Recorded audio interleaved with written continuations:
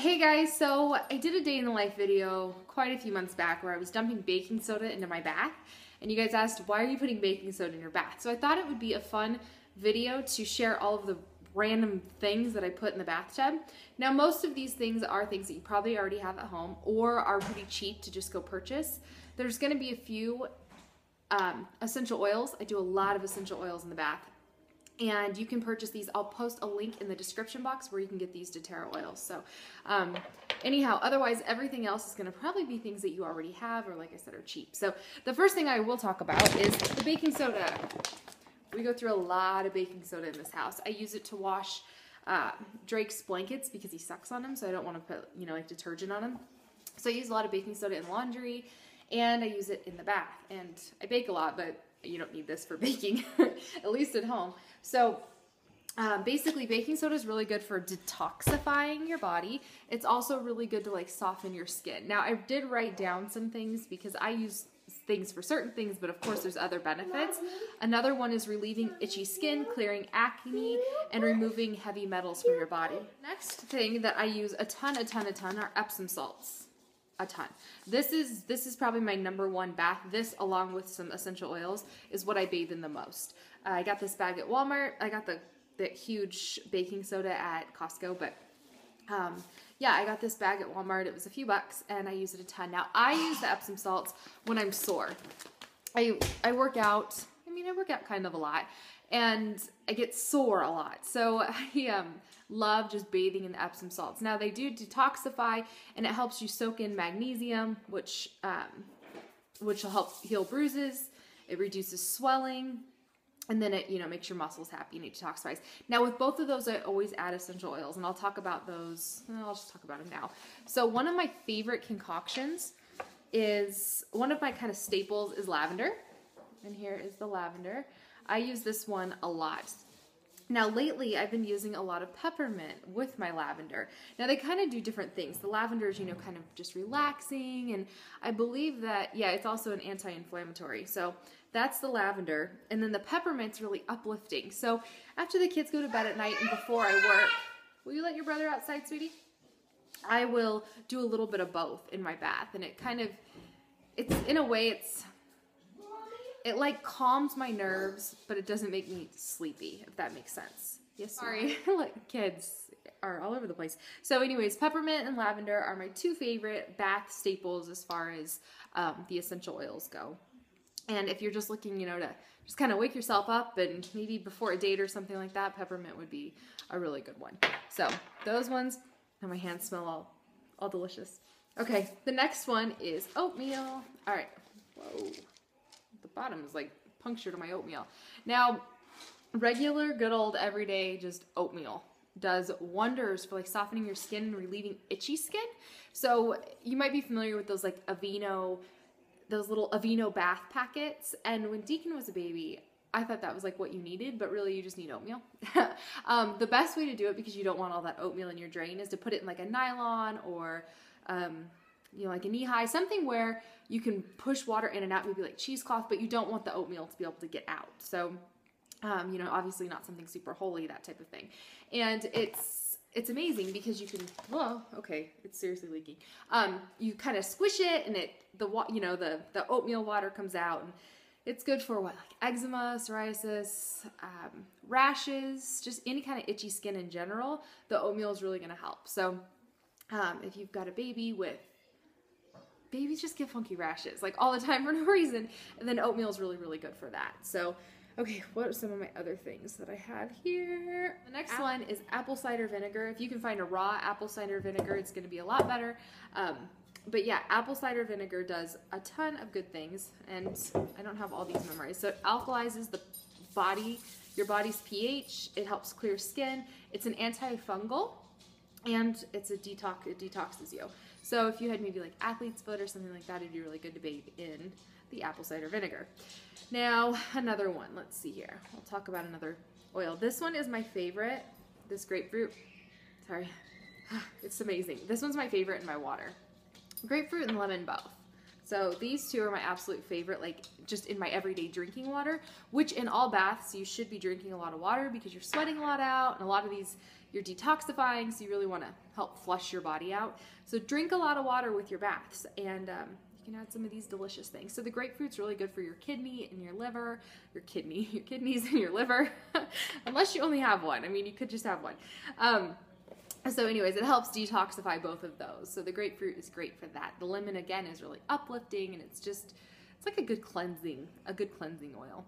Now the next one, and I don't have any milk right now. Ooh, it's all sticky. Is honey, milk and honey. And it seems so, you buy those at the store, like a milk and honey bath, but milk and honey does crazy things. The lactic acid in the milk actually helps exfoliate your body, while the honey helps soften it and just kind of radiates you, gives you a radiance. Makes you radiant. I don't even know what I'm trying to say here. I'm trying to listen to the kids outside. I'm distracted. So anyways, yeah, milk and honey baths. And you would put maybe, I don't know, a cup or two of milk in your bath along with 2 or maybe like a half a cup of honey. Again, this is from Costco. Now the thing with the, now my hands are all sticky. What was I gonna say? Oh, with measurements in bathtubs, there's no way for me to be like, hey, you need 2 cups of Epsom salt, or you need, you know, a cup of baking soda.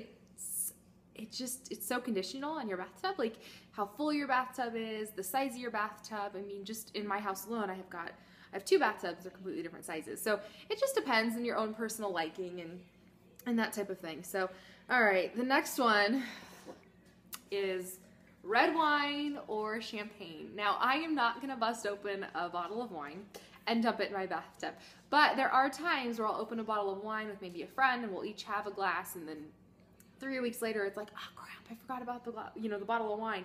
Great time to actually end up using the rest of that instead of dumping it down the drain. Same with champagne. So both of those do kind of different. So both red wine and champagne both cleanse your body, but the red wine is like good anti-aging, and the champagne is good for like fine lines. So both of those. Now the next one is sea salt. Now I actually don't really bathe in sea salt that often because I have the Epsom salt, and I love the Epsom salt. But if you have sea salt, it's great for cleansing too. It's a good alternative to catch sea salt. Sorry, I just had to explain that. Okay, so the next one, we'll talk about some of the ones that, what else do I got? What are my big ones? I think I got all my big ones done. Tea. Just general, good old everyday like tea. We'll talk about kind of just dried stuff. So chamomile is one that you could use. You could just throw whatever tea bags in your bathtub too. It doesn't have to be like fancy. It doesn't have to be specific. Hopefully, if anything, if you take away from this video, you don't need to go buy some crazy fancy bubble bath that's probably loaded with bizarre chemicals and soak in them. You can do whatever, and it doesn't matter, and you know, finding your own concoction and whatnot. So you can just throw tea bags in your bath and it'd be great. If you do the chamomile, do I have any chamomile in here? You could throw some chamomile in your bathtub, relaxes you, it calms you. If you have green tea, oh yeah, well here's a green tea. It energizes you. It's a mood stabilizer, so you can throw some green tea in your bathtub. Let's see here. If you have sage, let's see, what's this one? Oh, I didn't have sage. I just had rosemary. Sage helps uplift you. It helps with oily skin. So if you have like back acne, sage will really help with the back acne. Can I have a bath? I didn't have a shower right now. Yes, you guys are going to take a bath. And then you guys can put some stuff in your bath. All right, rosemary helps with alertness.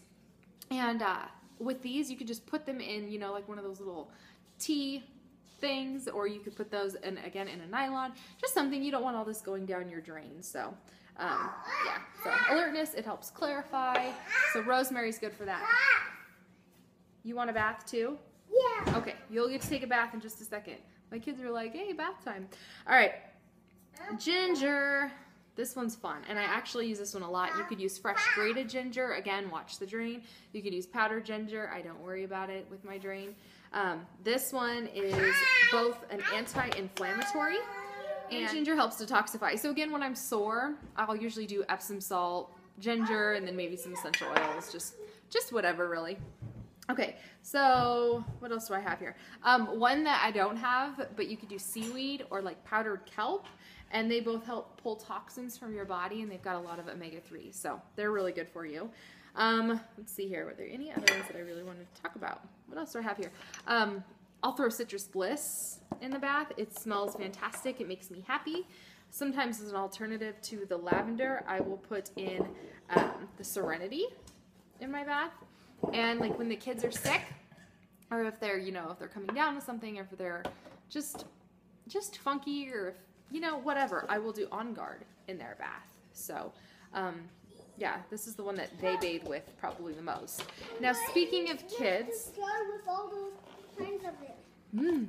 Speaking of kids and kid baths and things like that, these. So you might have probably seen maybe like the those tablets, you know, those dye tablets that you can put in kids' baths to make their bath colorful. If you don't want to purchase those, you could just use, and this is what I do because we do occasionally have, you know, colored baths. Like Christmas, we'll have a red bath, and St. Patrick's Day, we'll have a green bath. You know what I mean? Like things like that. So we'll have fun, just spice up bath time. Hey. No, thank you.